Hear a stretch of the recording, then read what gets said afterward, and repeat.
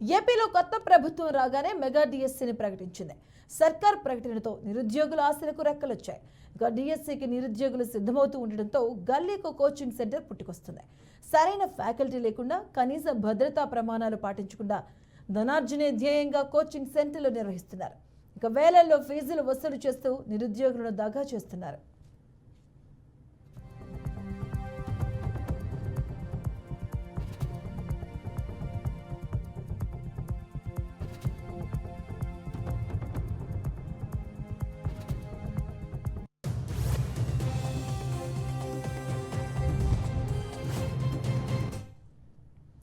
ఏపీలో mega DSC ప్రకటన తర్వాత కర్నూలు నగరంలో బిర్లా కాంపౌండ్లో ఇబ్బడి ముబ్బడిగా కోచింగ్ సెంటర్లు వెలిశాయి. నిరుద్యోగుల అవసరాన్ని ఆసరాగా చేసుకుంటూ వేల రూపాయల ఫీజులు వసూలు చేస్తూ నిరుద్యోగులను దగా చేస్తున్నారు.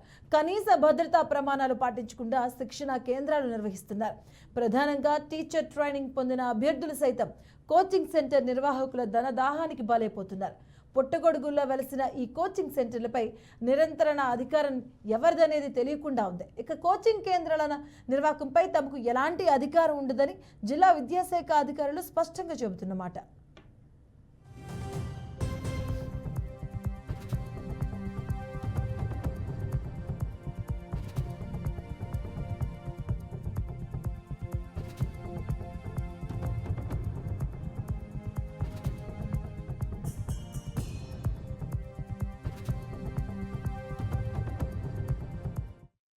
మెగా డిఎస్సికి నోటిఫికేషన్ విడుదల చేసింది తెలిసిన విషయమే.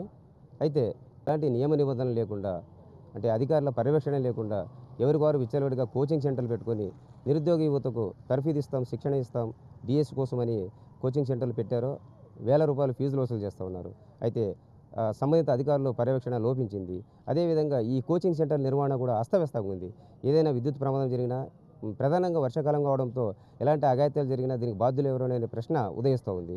ప్రధానంగా అభ్యర్థులు అంటే వేలు బట్టి శిక్షణ తీసుకుంటున్న వైనం మనకు కనిపిస్తూ ఉంది. అంటే సంబంధిత అధికారులు అంటే ఈ కోచింగ్ నిర్వాహకులను నియంత్రించి అత్యధిక ఫీజులు లేకుండా కంట్రోల్ చేయాల్సిన అవసరం ఉందని విద్యార్థి సంఘ నాయకులు డిమాండ్ చేస్తున్న పరిస్థితి కనిపిస్తోంది. కెమెరా పర్సన్ బాబితో బసవరాజ్, BRK న్యూస్, కర్నూలు జిల్లా.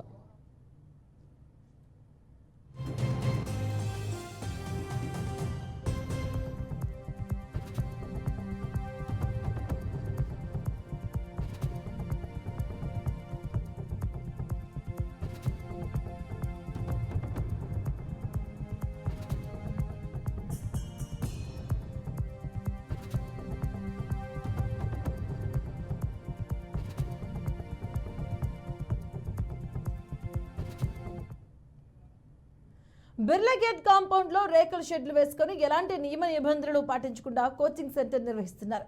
కోచింగ్ కేంద్రాలు ప్రారంభించేందుకు తీసుకోవాల్సిన నియమ నిబంధనలేంటి, ఎలాంటి స్ట్రక్చర్ ఉండాలి అనేవి ఏమీ పట్టించుకోకుండా రేకుల షెడ్లోనే కోచింగ్ ఇస్తున్నారు.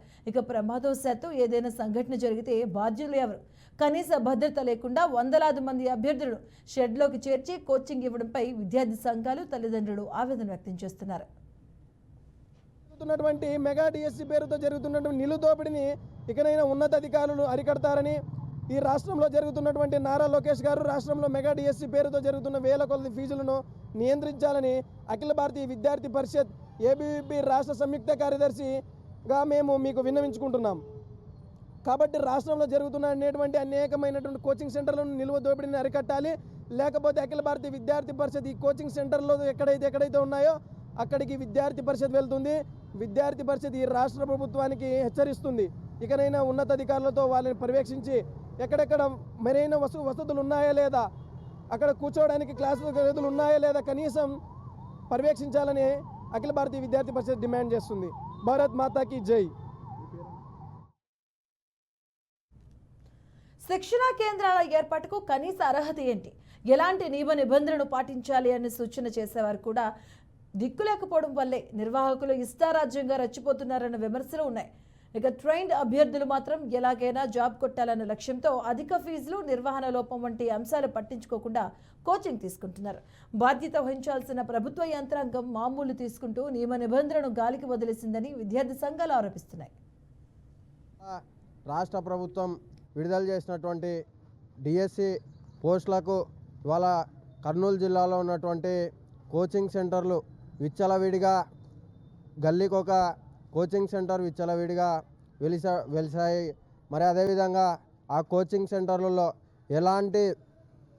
ఎలాంటి మౌలిక సదుపాయాలు లేకోకుండా ఇక్కడ ఉన్నటువంటి విద్యార్థుల యొక్క పేద బడుగు బలహీన వర్గాల విద్యార్థుల యొక్క ఉన్నతమైనటువంటి ఆశలని ఆసరాగా తీసుకొని వేల రూపాయలు సొమ్ములు చేసుకుంటున్నటువంటి పరిస్థితి వాళ్ళ కర్నూలు జిల్లాలో నెలకొంది. అదే వర్షాకాలం కాబట్టి వర్షాలు పడితే మరి షార్ట్ సర్క్యూట్ జరిగి కూడా అలా రేకులకి కరెంటు పాస్ అయ్యి మరి అక్కడ ఉన్నటువంటి విద్యార్థులకు అందరికి కూడా మరి నిరుద్యోగ అభ్యర్థులకు అందరికి కూడా మరి శాపంగా మారింది. అదేవిధంగా ఇక్కడ మరి పుట్టగొడుగుల్లా వెలిసినటువంటి కోచింగ్ సెంటర్లను పర్యవేక్షించడంలో ప్రభుత్వ అధికారులు ఘోరంగా వైఫల్యం చెందారు. ఇవాళ మరి ఎక్కడెక్కడ వెలిసినటువంటి మరి కోచింగ్ సెంటర్లకు అనుమతులు ఉన్నాయా లేవా అనేటువంటి వాటిపైన ఇవాళ సమగ్రంగా విచారణ జరిపి తనిఖీలు చేయాల్సినటువంటి బాధ్యత జిల్లా ప్రభుత్వ యంత్రాంగం పైన ఎంతైనా ఉంది. ఇవాళ కేవలం వాళ్ళిచ్చే అంటే కోచింగ్ సెంటర్ యాజమాన్యాలు ఇచ్చే ముడుపులకు ఆశపడి ఇవాళ ఏ మాత్రం కూడా వారిని పట్టించుకున్నటువంటి పాపాన పోలేదని చెప్పేసి మేము తెలియజేస్తూ ఉన్నాం.